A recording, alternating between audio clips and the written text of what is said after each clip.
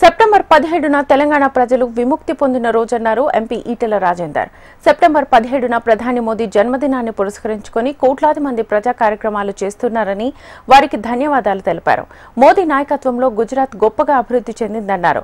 పేద దేశంగా ఉన్న భారత్ మోదీ నాయకత్వంలో అత్యంత వేగంగా అభివృద్ధి చెందుతోందన్నారు ఎంపీ ఈటెల.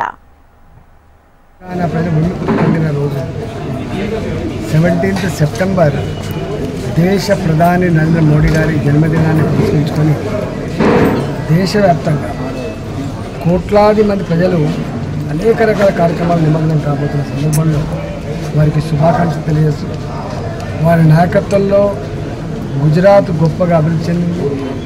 వారి నాయకత్వంలో ప్రపంచ చిత్రపటం మీద భారత జాతి గౌరవం, భారత జాతి ఔన్నత్యం గొప్పగా పెరిగింది.